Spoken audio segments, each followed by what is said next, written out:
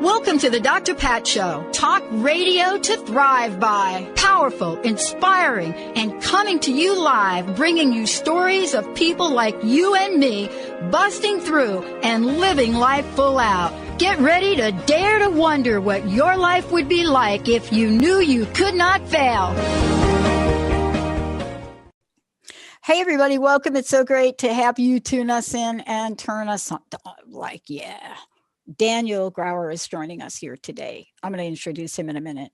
The book is Psychedelic Consciousness, Plant Intelligence for Healing Ourselves and Our Fragmented World. And I want to share a couple of things too, but honestly, Daniel has got like the whole thing covered. Hi, Benny. Hi, David. How are we doing? How are we hitting them? Psychedelic consciousness, folks. David, Benny. Yes, right here. We're waiting for you. So one of the things I learned along the way to becoming me is that there was alternate ways, other ways. I don't like the word alternate, but there are other ways to heal. And those ways were so very grained in ancient wisdom, plant-based. We see it in our pop culture movies sometimes, but we don't talk about it enough. And, you know, I talked about my grandmama the other day, and she is looking down at me right now thinking, what is this girl going to say about me again? But I do. I talk about my grandma, and I talk about my grandpa, who from the old countries. Now I know my grandpa, Benny, came from like Brazil. So now a lot of things make sense to me about like what kind of stuff he grew. So once upon a time, he was Italian and that was it. A lot of questions answered. So some of the other herbs that the dude grew in that garden, it's like, where'd you learn how to grow that, dude? But here's what I learned about these people. And it's really, for me, I think about this now and I think about, wow, I wish I would have learned more from him. I spent so much time with my grandpa in his shack in the Bronx, by the way. This is like, you know, we didn't live in this is the Bronx. And grandpa has got like these herb beds and he's growing stuff. And grandma got them in tea and putting them on your sores on your body. And then she's got it. So you're drinking stuff to calm you down. So what were these two up to? Now, fast forward to today, and let's just take a snapshot before I get at Daniel. The 12, I'm going to get letters about this, but Google it. The 12-step program, Bill Wilson, Alcoholics Anonymous, Carl Jung. Bill W. had a spiritual awakening. That's the way it reads. When you do a little research, Bill cooked up some belladonna and a couple of other things. And that's what he was given because that's what people got back then. That's what my mom got, those things. So why is it we have stopped talking about things like this? What is it about psychedelic consciousness that was such a part of the evolution of healing, not just in the United States and not just for a few times, but I'm talking about going back. And I got to tell you, Daniel did like a blockbuster job here. A lot to talk about. Daniel, it's great to have you. Thanks so much. Great to be here. Appreciate it. So a lot in the book, we're going to talk about many things, transformative healing, revelations. You know, I want to know two things. One, and you can answer them separately. I want to know why conversations about this have gotten lost along the way to healing. They're starting to come back now a little bit. And what is it about your own personal journey that made this become a purpose for you? Thank you for asking this question. In question. any order. Take that in any order. I guess I'll start with the historical perspective, because it's a pretty complex one to try and go about, but I'll give it a shot here. And I think how you started off is pretty spot on. I think for the majority of time that we've been living as human beings on this earth, we have interacted, of course, with the natural world for not only our food, not only our water, not only our oxygen, not only our shelter and our overall sustenance and survival, but of course for healing as well. And it wasn't until quite recently that the majority of our healing, of course, came from the natural world. And so, and even a good amount of the modern medicine that we have today, what we're calling medicine, came from some derivative of natural sources. And so this is deeply part of our journey. And, there's some sort of variation at some point today. We've said that some things are from the natural world are okay to use for healing. But at some point along the way, we blocked off the usage of psychoactive plants that cause a certain experience, alteration in consciousness in individuals.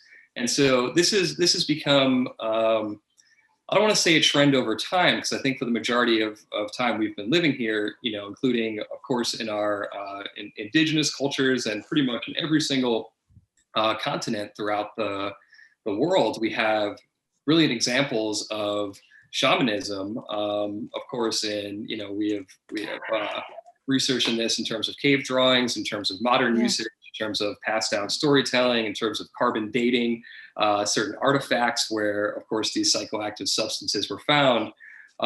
This has been a part of those cultures for quite some time. And on top of that, we also find it in larger civilizations as well, in Greek culture, and the result of the Eleusinian mysteries, which were great initiation rituals. And I think in every major culture, you see reference to sacred plants and mushrooms that not only provide healing, but deep spiritual experiences as well. So when did this stop? There's been some cycles throughout history where in Greek culture, after I think it was about 4,000 years of these Eleusinian mysteries, there was the church at the time, and the ruler decided to stomp it out. So it was a little bit, who knows, maybe it was associated with paganism. There's a lot of debates. Yeah. And of course, our first modern drug laws came from when the Spanish Inquisition invaded in South America. And it was in 1620 for peyote. And what they stated was, we're making it illegal. They associated with witchcraft because it could be for divining future events or where something was. And I think in reality, it was just making something illegal that the Inquisition did not really understand. It was a direct, very divine experience. There was, some magic happening there that they couldn't necessarily grapple with. And it was different from what they were used to in terms of healing at that time and in terms of what they were calling a religious experience. And so it became illegal. And, something about that carried to this day. And we didn't even hear about mushrooms in Western culture, certainly in terms of magic mushrooms, for about a 100-year time period. And we really see the stomping out of these substances, not only in culture, because it was so dangerous to use these. You'd be hung, you'd be killed, you'd be prosecuted. So the ritualistic use was really stomped out. And it's not to say that in America we had these drug laws, but it didn't really exist in our mindset and our culture. And so all of a sudden, when you have in the 1940s, with Albert Hofmann discovering and synthesizing LSD, Gordon Wasson being the first Westerner to take part in a psilocybin ceremony in 1955, and then the Time magazine article released in 1957. Of course, all the experimentation that we know about in the 60s and all the research going on before then. All of a sudden, there was an explosion of these plants, mushrooms, and substances, and I'm sure it was quite shocking for everyone involved. And, take my word for it. Yeah, I was there. Just want you to know that. It was shocking. And I love the way you just described the history of that for people that don't know.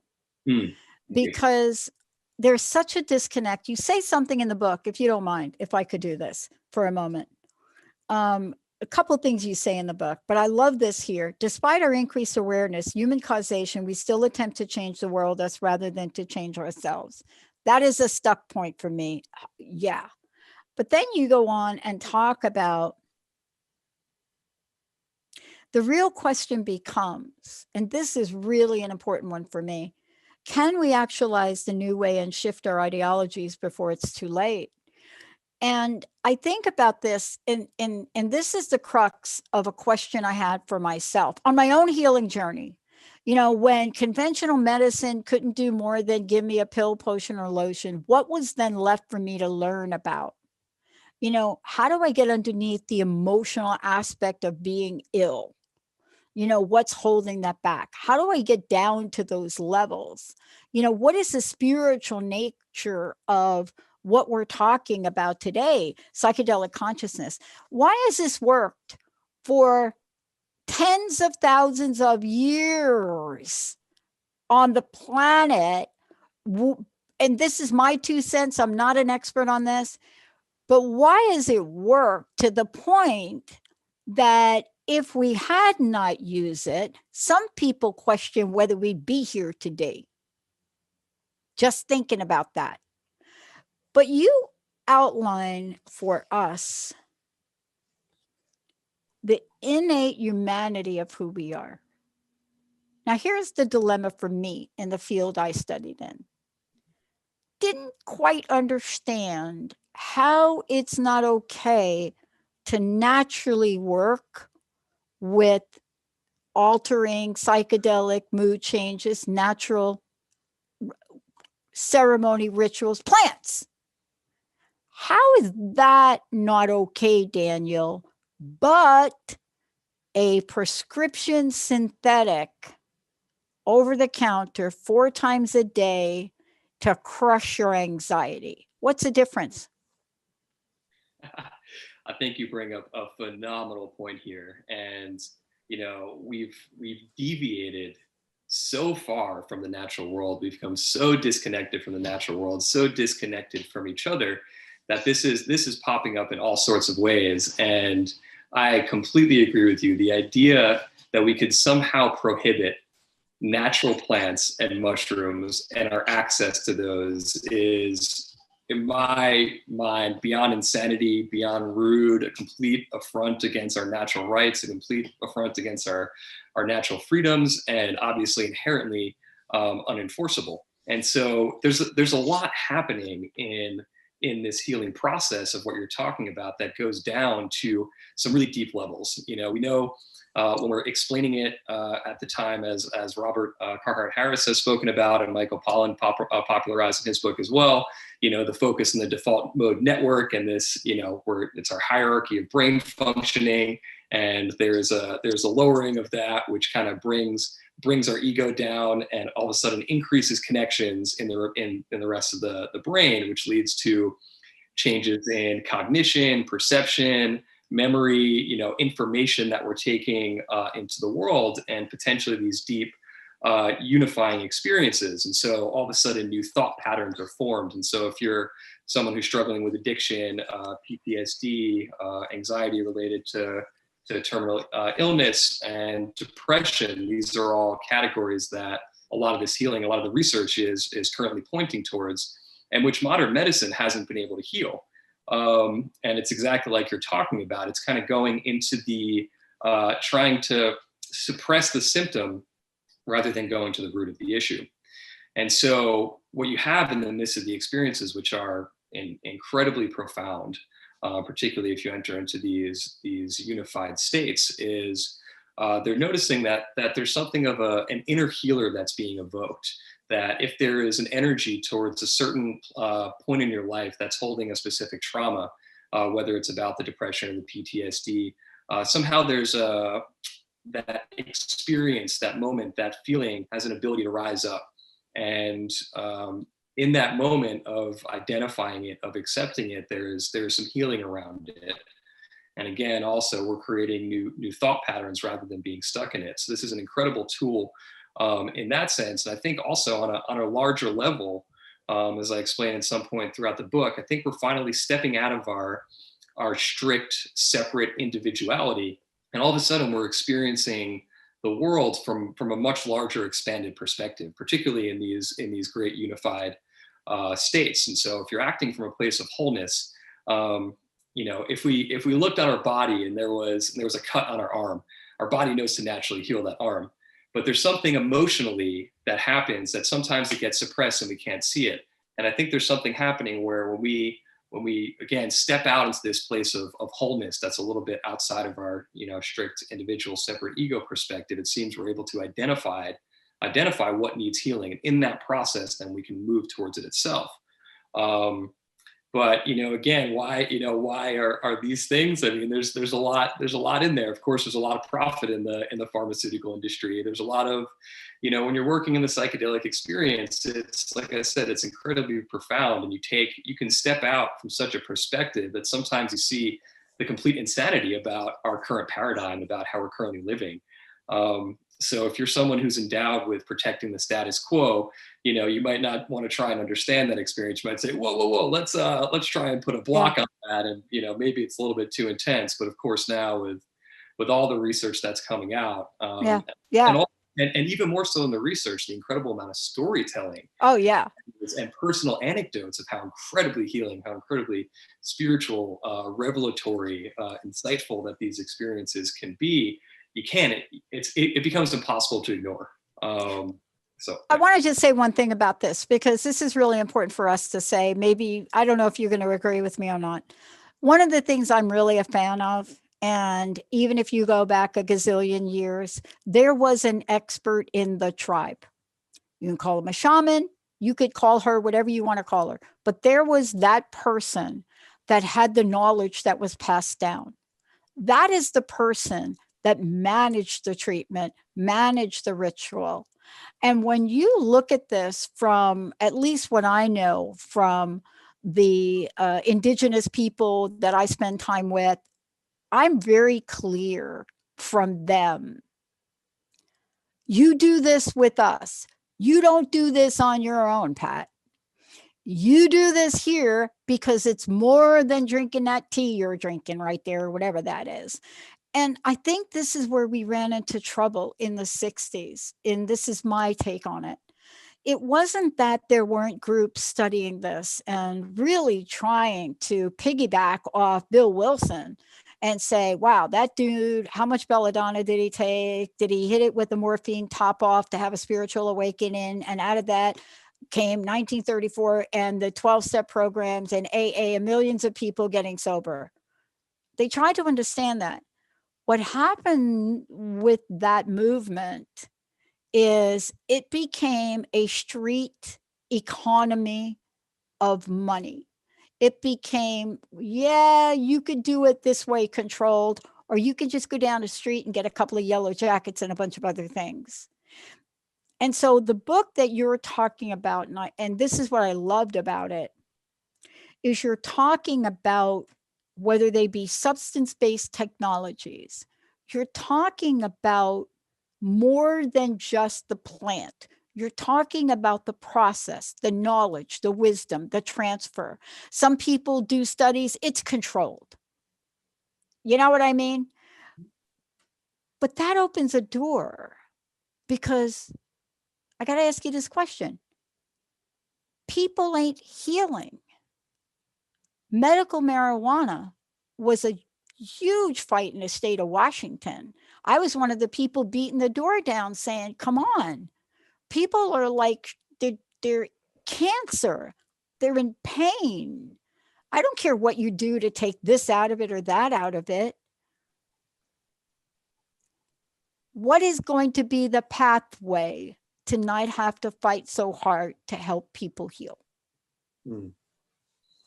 Yeah, I think you raise a really interesting point about ritual and about guidelines, about safety, about process, about transferring of information, and inherently a deep respect for the experience.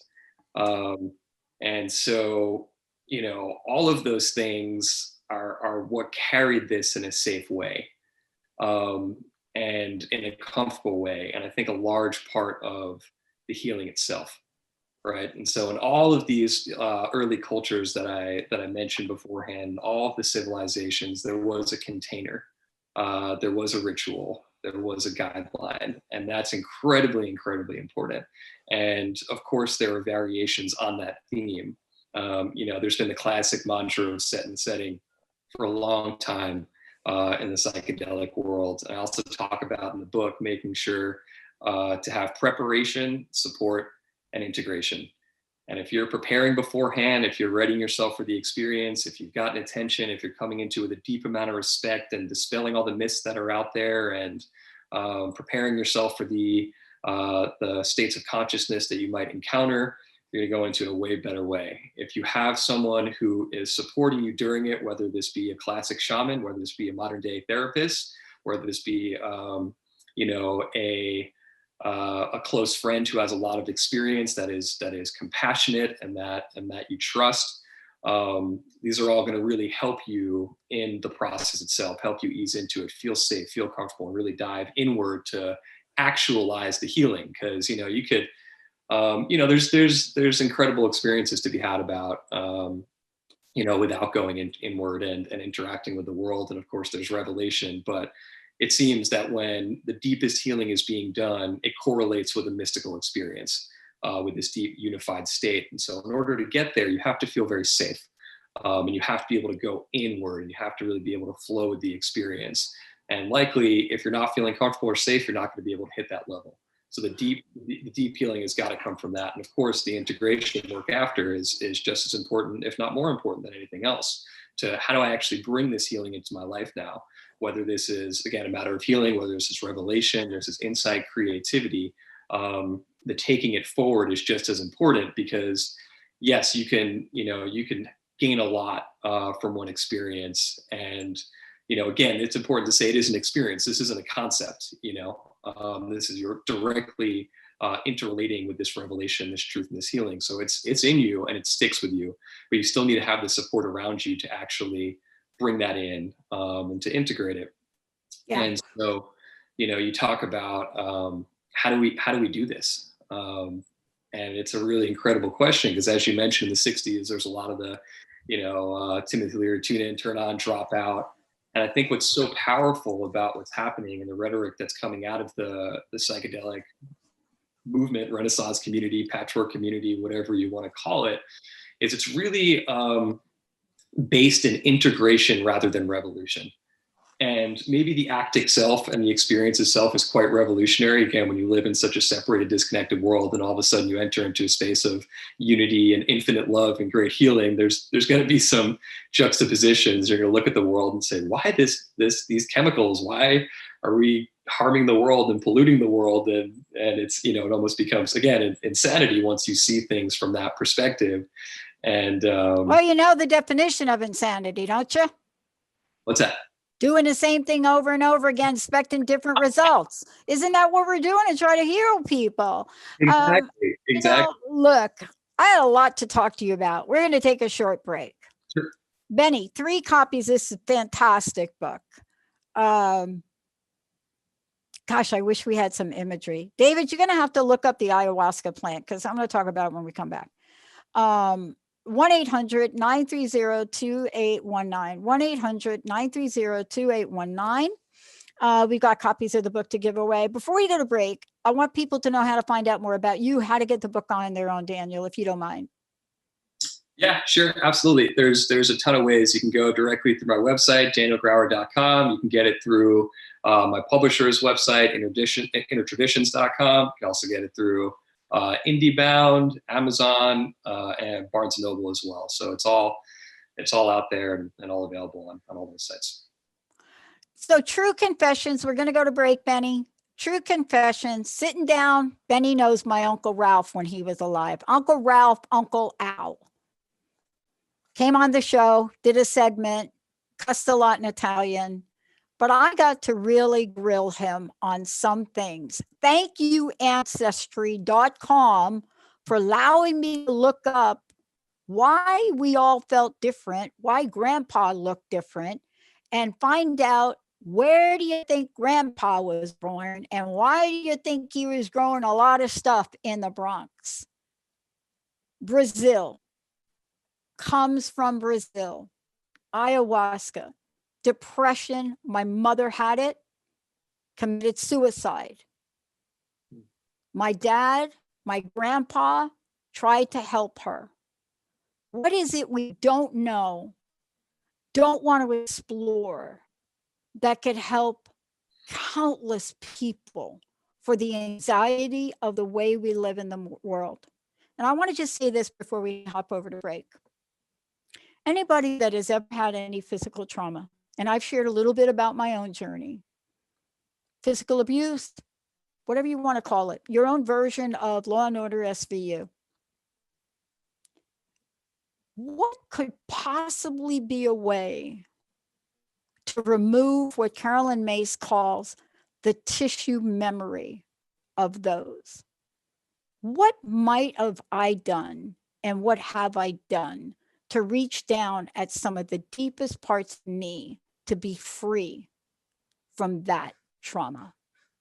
We're going to come back, and I can't wait. I can't wait, because we're going to talk about something in the book called Getting There. We'll be right back.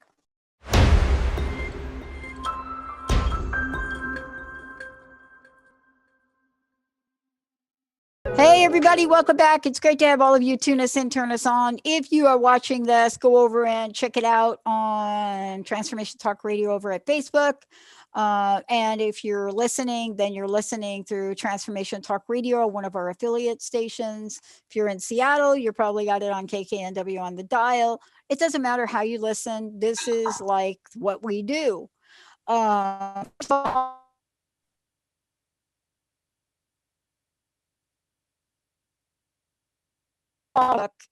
you want to go over to Facebook and put your information in there, then you could also tell, let's see, who are we going to tell? We're going to tell David, and David will get that at you right away. We'll get some information and off we go.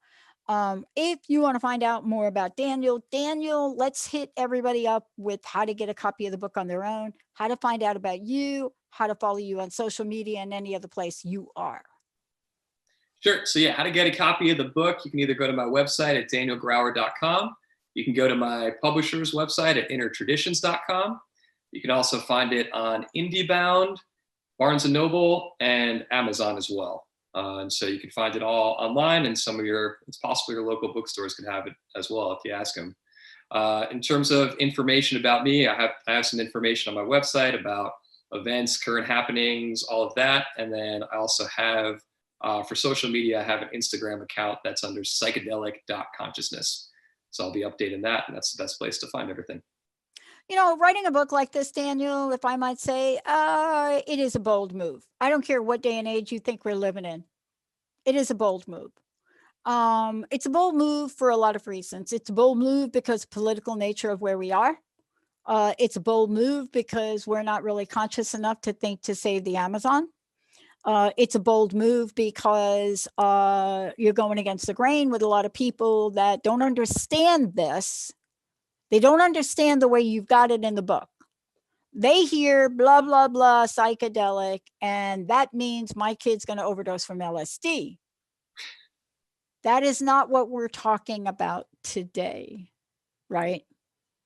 And you have an entire section of the book on this. I mean, you don't leave this out. I'm certain glad you didn't leave it out, because you do talk about legality and personal responsibility. This is as personally responsible of an item because for me, it has a spiritual nature. So I'm very mindful of how I respect spirit. Hasn't always been the case. Pretty disrespectful along the way when I was younger, just saying. But I learned differently. I learned in my first ceremony in the high desert in California. I learned how I changed instantaneously and couldn't explain it. I learned how I was open to living a different life, a more open life than what I had lived before.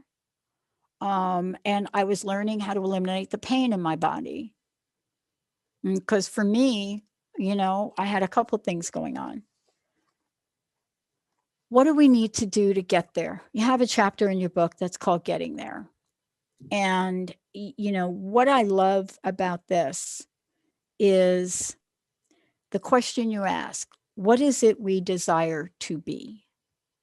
That's what you ask. And what does it mean to be that in every moment? One would suspect such innate, age-old questions would bring us to a pendulum of answers. But boy, it is like we have lost that part of searching in the black hole of infinity. What does this mean to you?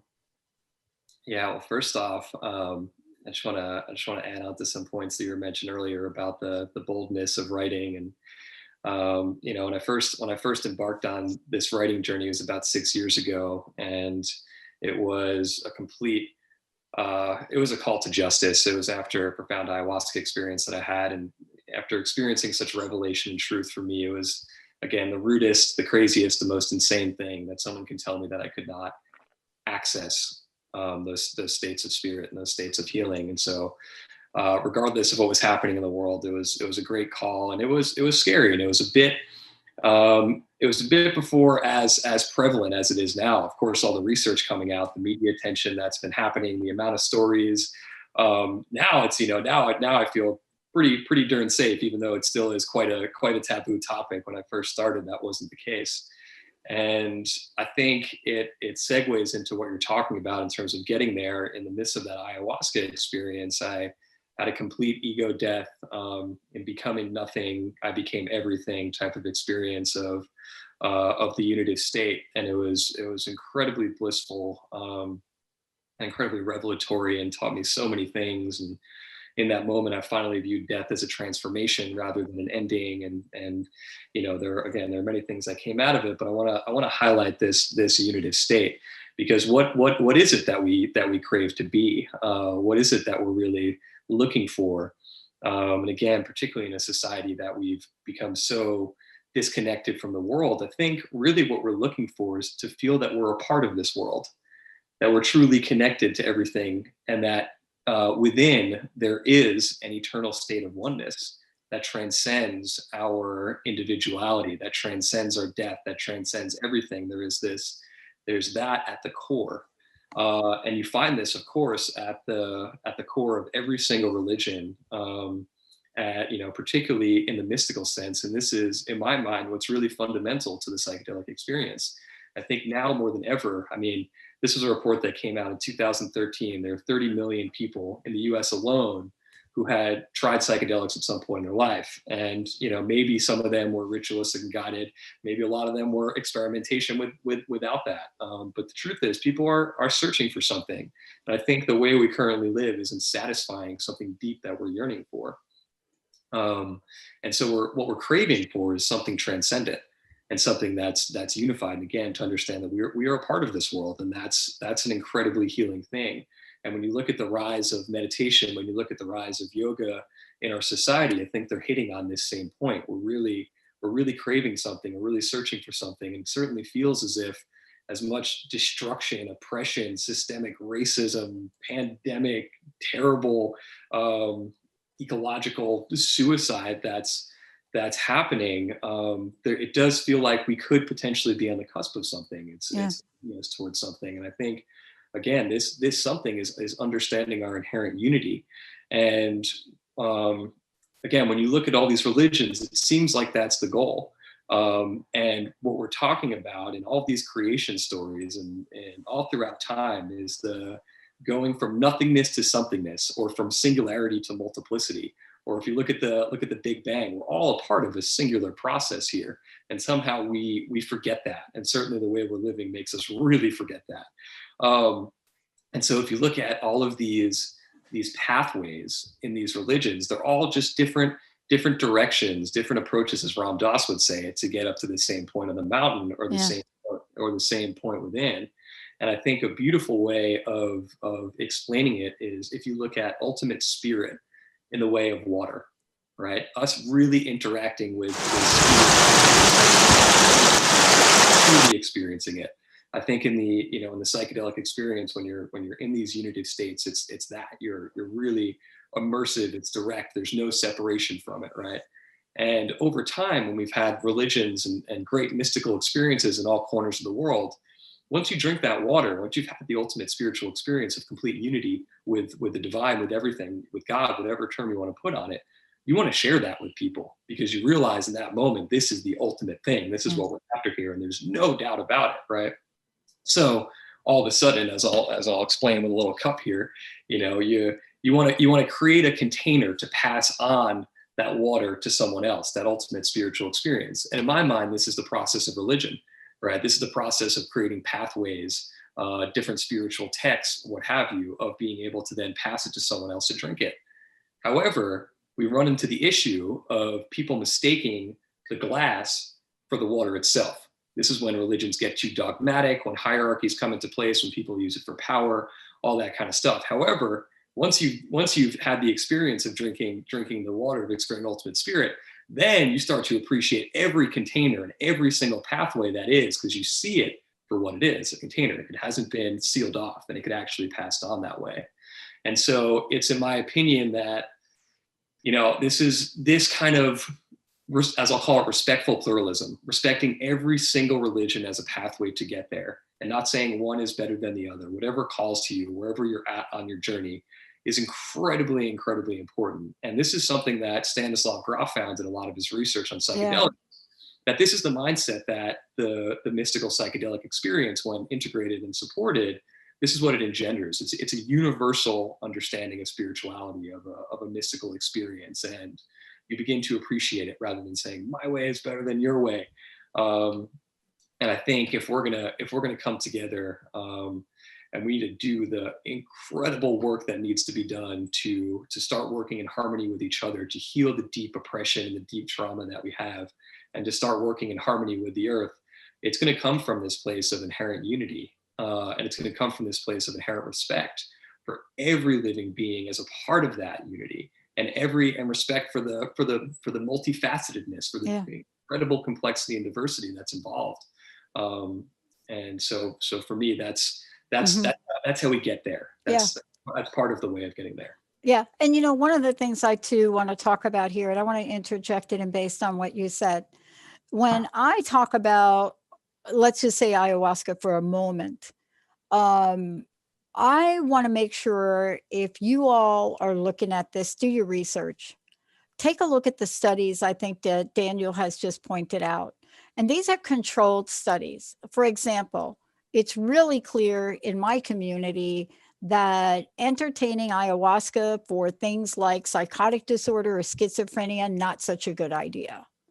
But if you look at the studies on depression and the lasting effect of it, the studies that are coming out now with random groups, placebo effects, double-blind studies, the introduction of music, the results are staggering when you look at these studies. So past evidence is now building on new evidence. And these are studies done by hallmark universities, right? You know, this is one of the things that when you read a line from a study, and this one's a little bit old, but it's a 2015 study where it says as a result, and this is shocking in this world, by the way, in the psychology world, a single ayahuasca session had a fast onset antidepressant effect. What? And then they go on to talk about the scientists that now come in and why it's receiving attention from scientists now beyond this, because it's almost as if it seems impossible, right? It seems impossible. Outside of just this one particular conversation, of course, there are other things that you'll read about, LSD, mushrooms, but the science now, the science of this is people are spending money to research it. So let's just start with the money part, because back in the day, you couldn't get money to research this. But universities are being funded to study it, to research it, and provide empirical results. Isn't that too what it might take for us to have a larger scale? I'm not going to say acceptance of it, but curiosity. What do you think? Yeah, I think you're absolutely right. Particularly, in our current society, we are really, really bent on science, on rationality, and that's great. And so for us, the way to move forward is going to be proved in those, quote unquote, proved in those same contexts. Obviously, for once you've had the experience, this all is it's axiomatic. It's obvious, that these things are healing, that these things are revelatory. But for folks who haven't experienced it, and more importantly, for folks who doubt the potential of psychedelics, absolutely, the research is the best way forward. And that's where I give a lot of gratitude and a lot of thanks for organizations like MAPS, which is for almost a 30-year time period has been banging at the door of the government, just trying to be allowed to do this research. It was prevented from 1970s up until the late 1990s. You couldn't even do research. You weren't even allowed to, which is, how many things really are that again, that are natural that you can't even do research on. I think the first one was a Rick Strassman DMT research study, which is kind of fascinating when you think about it, considering how intense the DMT experience could be. But then in the early 2000s, you started to have more of the research starting to be allowed. And of course, that's opened up the kind of the dam is broken again. It's opened up a huge flow of research happening all over the place. And at first it started happening with MAPS. And then, as you mentioned, certain universities like Johns Hopkins, which has recently launched a new center directly focused on that. And so this is incredibly important, just to explain it in the current language that we're now accustomed to. Yeah. Yeah, and you have to explain it. And one of the things you touched upon earlier, and I want to get back to it, is I'm giving people a couple of empirical studies. I subscribe to journals, so I track some of this, and I just see what people are doing. But when you read about, shall I call it anecdotal? When you read about anecdotal scenario, again in Brazil, Brazil has the most overstressed prison system like in the world. 550,000 inmates. They had one of the most horrific revolts in 2002 or something like that. And then in comes this guy, and it was bloody. This was a bloody prison thing. It was like, oopsie, that is not going to work out. I mean, it was horrible. It was horrible. In comes now, here you go, enter in somebody that gets an idea and says, aha, why don't we try ayahuasca on these people? One person's idea, a failing prison system, horrific prison system. And now part of the culture, they decide to do this. And the anecdotal results, when you read about this and what it did, and prisoners making amends to their victims. I mean, when you read about this, it is hard to imagine. I mean, these are hardened criminals. I'm serious, take a life just as soon as look at you. What do you think about that? I loved when I saw that study and that suggestion came out. I thought it was just beautiful. Because there's so much involved there in terms of the drug war that's come about, and putting people in prison as a result of using drugs. That all of a sudden we're now seeing that the same drugs that they're putting people in for are the ones that can help people get out of it and heal. So there's something pretty incredible about that juxtaposition in itself. But I think it's spot on, and it leads to an interesting statement, which might seem for some folks a little bit extreme to say, but what we're talking about is these plants and mushrooms can not only heal and bring about revelation, but it seems like we're talking about becoming better humans. And at some point, we've lost track of our humanity. And what does that look like, right? So when you're talking about being able to, in this situation, to heal in such a way that you want to now be integrated back into society and realize perhaps the wrong that you've done and take a walk through a pretty intense moral experience to really think about what happened and then desire to come out and apologize rather than beforehand not. So we have to look at that and say what's happening again. All of a sudden, if you start feeling you're connected to the world, if you start realizing how innately connected you are to other humans and living beings, you don't want to harm them. It's the complete opposite. You want to help them.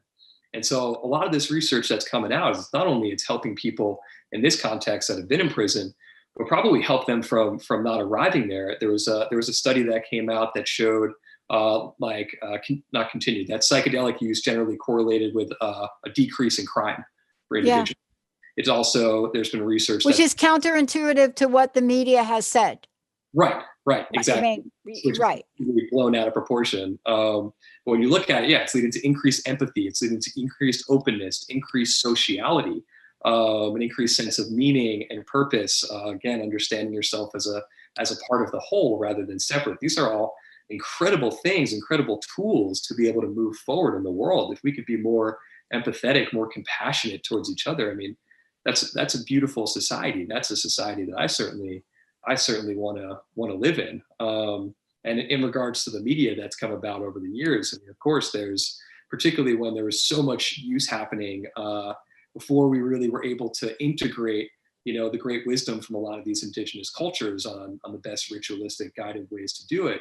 Of course, there were mishaps. These are really, really powerful tools and really powerful living entities and living beings that we're kind of co-evolving with. But, it's important to recognize that any tool has a harm potential. Even water can burn us, fire can burn, as Stanislav Grof said in the famous quote, a knife in the hands of a chef, a murderer, a surgeon, and a young child, of course, is something very different, but it's the same tool. And so I think a lot of the times in the media with all of these crazy stories, it was very, very small, statistically small examples that were blown out of proportion of, again, before even we were really focusing on ritualistic and guided and safe contextual use when there were some mishaps. And yeah. And the other thing, I mean, we're talking about Timothy Leary, who decides to use a different drug and tries something not necessarily in a controlled condition. And that was one of the first studies done where he's like, oopsie, it may work for depression, but these folks over here that have other illnesses, it's not working for. We have a hard line in the United States. We don't experiment on people. That's our hard line here. That's why so much of this research, except for UCLA, they've got a professor, who is it? Bong? I can't remember his name, in UCLA. Except for here and there, most of this research is not being done here because we have very strict ethical experimenting on people. I mean, my research was on the edge of not getting approved because I was studying something that triggered an effect. I was studying betrayal and broken promises. So they were like, oh, what are you going to do when this?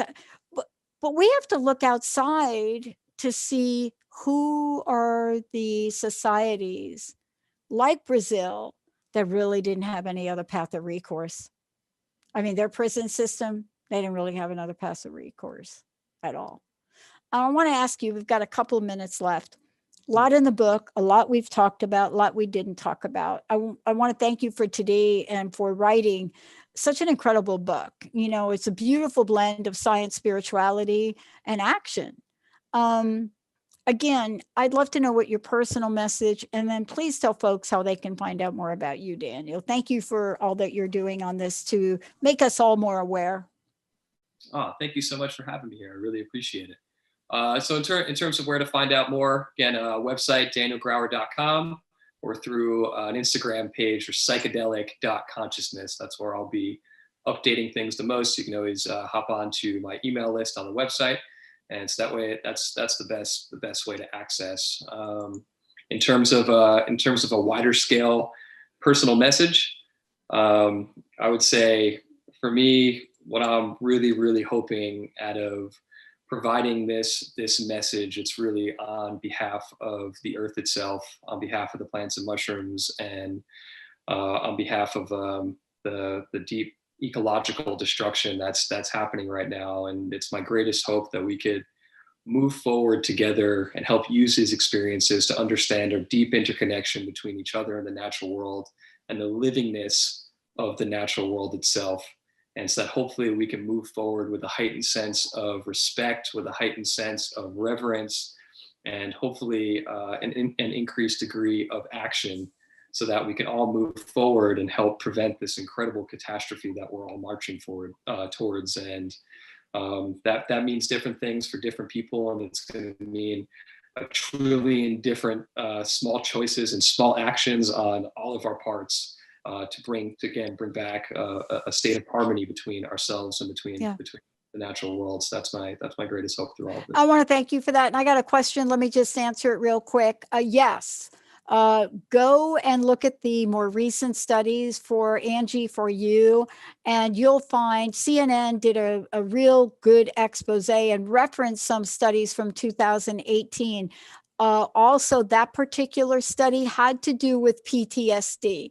So you got to do your homework. You got to check where the source of the study came from, not from an internet page, but check the source, check what people are saying. And then you should be able to find your way to more information. But again, none of this gets done without proper supervision, and it is not a one size fits all. That's why Daniel wrote this fantastic book. Thank you, everybody. We'll see you next time.